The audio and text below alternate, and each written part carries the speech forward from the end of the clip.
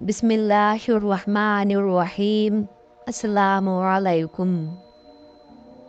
नाज़रीन किरामी, जब हिशाम बिन अब्दुल मलिक ने हज़रत इमाम ज़ैनुल आबिदीन को पहचानने से इनकार कर दिया तो उसके साथ क्या हुआ, ये जानने के लिए इस वीडियो को आखिर तक ज़रूर देखिएगा। उमवी खलीफा अब्दुल मलिक बिन मरवान का दौरे हुकूमत है। हज के मौसम में हज़ारों बंदगान खुदा हज बैतुल्लाह की सआदत हासिल करने के लिए दूर दूर से खिंचे चले आ रहे हैं। सहने काबा में इज़्दिहाम का ये आलम है कि तिल धरने को जगह नहीं है। इस हज की एक ख़ास बात ये भी है, कई साल खलीफा अब्दुल मलिक बिन मरवान का बेटा और वली अहद हिशाम बिन अब्दुल मलिक भी मुल्क शाम से सफ़र करके हज बैतुल्लाह के लिए आया है। उसके साथ अराकीन सल्तनत और आयान ममलकत के अलावा उसके बहुत से शामी दोस्त भी हैं। इस हज में अहद उमवी का मशहूर शायर अबू फरास हमाम बिन खालिब फरजदक तमीमी भी है। हिशाम बिन अब्दुल मलिक हजर अस्वद का बोसा लेने के लिए आगे बढ़ा। शायद उसके जहन में ये बात हो कि वली अहदी दुनियावी करोफर और शान शौकत देखकर लोग उसके सामने से हट जाएंगे और वो आसानी से हजर अस्वद का बोसा ले लेगा। लेकिन लोगों ने हिशाम और उसके लाऊ लश्कर को कोई अहमियत ही नहीं दी। कुछ देर भीड़ में धक्के खाने के बाद हिशाम ने हजर अस्वद को बोसा देने का इरादा तर्क किया और मताफ के एक किनारे पर आकर खड़ा हो गया। इसी दरमियान गुलिस्तान नबूवत के गुले सरसबद खानवादा शेर खुदा के चश्म चराग, खातून जन्नत के लख्ते जिगर और इमाम आले मकाम के साहबजादे हज़रत इमाम ज़ैनुल आबिदीन सहने काबा में दाखिल हुए। जैसे ही लोगों की नज़र इमाम ज़ैनुल आबिदीन के चेहरे अनवर पर पड़ी, भीड़ काई की तरफ फट गई। आप पूरे इत्मीनान के साथ हजर अस्वद के पास पहुँचे और उसको बोसा देकर तवाफ़ का आगाज़ किया। दौरान तवाफ़ आप जिस तरफ से भी गुजरते, लोग अदब व एहतराम से एक तरफ हट जाते। हिशाम के साथ जो लोग शाम से आए थे उनके लिए ये बड़ा हैरत अंगेज़ नज़ारा था, क्योंकि वो कुछ देर पहले ममलुकत बनु उमैया के वली अहद की कदर व मंजिलत देख ही चुके थे। उन्हीं में से किसी शख्स ने हिशाम से पूछा कि ये कौन है। हिशाम इमाम ज़ैनुल आबिदीन को खूब अच्छी तरह जानता पहचानता था, मगर वो पहले ही उन शामियों के सामने शर्मिंदगी महसूस कर रहा था।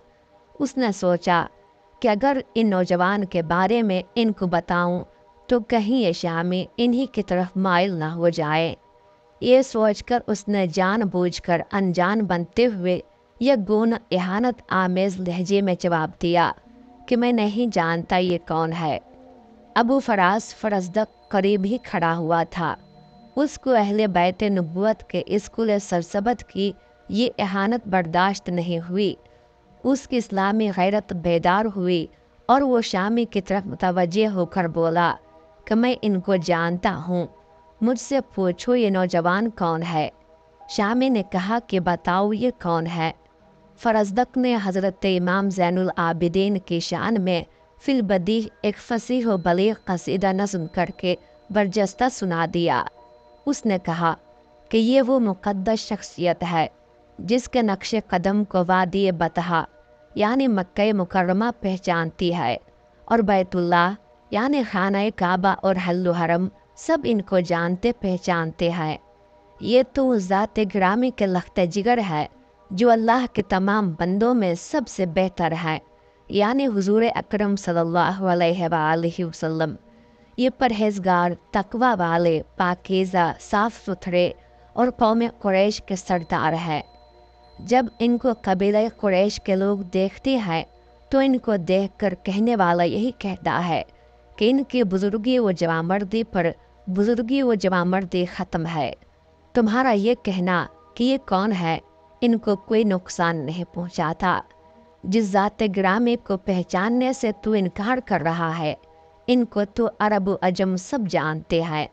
ये खातून जन्नत حضرت فاطمۃ الزہرا رضی اللہ تعالی عنہا کے لخت جگر ہے۔ اگر تو ان کو نہیں جانتا تو سن لے کہ ان کے محترم نانا امام الانبیاء نبی رحمت صلی اللہ علیہ وآلہ وسلم پر انبیاء کرام کے سلسلے کا اختتام ہوا ہے۔ فی البدیہہ اور برجستہ ہونے کے باوجود یہ قصیدہ نہ صرف یہ کہ زبان و بیان کی روح سے نہایت اعلیٰ پیمانے کا تھا، بلکہ اس میں حضرت امام زین العابدین کے خاندانی اور ذاتی تمام فضائل و کمالات بڑی عمدگی اور فنکارانہ مہارت سے نظم کر دیے گئے تھے۔ اس لیے یہ قصیدہ محبان اہل بیت اور ارباب شعر و ادب دونوں کے یہاں معروف و مقبول رہا۔ تذکرہ نگاروں نے لکھا ہے کہ جب فرزدق کا یہ مدیحہ قصیدہ ہشام نے سنا تو بہت ناراض ہوا اور اس قصیدے کی پاداش میں فرزدق کو قید خانے میں ڈلوا دیا۔ جب حضرت امام زین العابدین کو خبر ہوئی کہ ہشام نے فرزدق کو قید کروا دیا ہے اور اس کا جرم صرف یہ ہے تو اس نے آپ کی مدح میں قصیدہ نظم کیا تھا۔ اس سے آپ کا دریائے سخاوت جوش میں آیا اور آپ نے بطور انعام ایک خط رقم فرزدق کو بھجوائی، مگر فرزدق نے یہ کہہ کر وہ انعام لینے سے انکار کر دیا کہ میں نے وہ قصیدہ محض اللہ تعالیٰ کی خوشنودی حاصل کرنے کے لیے نظم کیا تھا، اس کے ذریعے دنیاوی مال و دولت کمانا مقصود نہیں تھا۔ لیکن حضرت امام زین العابدین نے ارشاد فرمایا کہ ہم خاندان اہل بیت سے تعلق رکھتے ہیں، ہمارا طریقہ یہ ہے کہ جب کوئی چیز کسی کو عطا کر دیتے ہیں تو واپس نہیں لیتے۔ بالآخر فرزدق نے آپ کے اس انعام کو قبول کر لیا۔ حضرت امام زین العابدین کے تحفے کے جواب میں فرزدق نے جو بات کہی، اس سے اندازہ ہوتا ہے کہ اس نے یہ قصیدہ محض دینی اور اسلامی حمیت کے باعث نظم کیا تھا۔ اس قصیدے کو فی البدیہہ نظم کرنے کے پیچھے کوئی دنیاوی غرض یا لالچ نہیں تھی۔ فرزدق عہد بنو امیہ کا ایک قداور شاعر ہے، بصرہ میں پیدا ہوا اور یہی نشو نما ہوئی۔ ہم اثر اموی شاعر جریر سے اس کی خوب شعری مارکہ آرائیاں ہوئیں جن کے قصے اور اشعار عالمی شائقین ادب کے لیے دلچسپی کا موضوع ہے۔ فرزدق نے اپنی شاعری میں انداز بیان اور اسلوب میں جدتیں دکھائیں۔ خاندان فخر مباحات کی غلو آمیز مثالیں اس کے کلام میں نمایاں ہے۔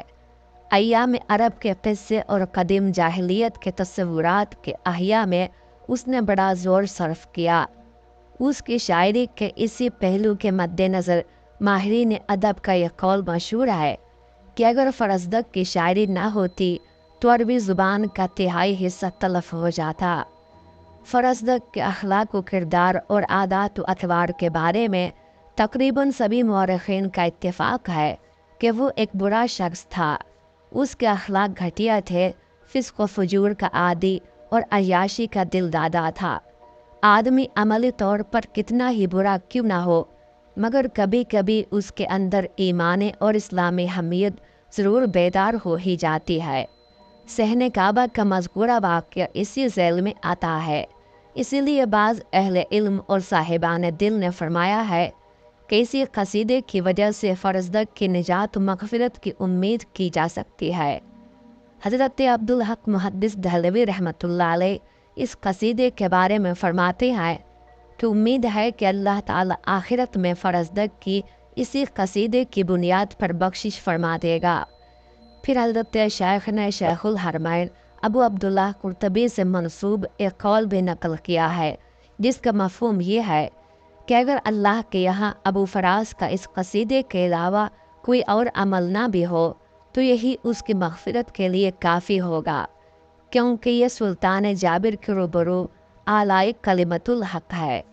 عرب فرزدق کے عربی ادب میں مقام سے بخوبی واقف ہے، وہ جانا پہچانا نام ہے اور اس کا کلام کتب میں آج بھی زندہ ہے۔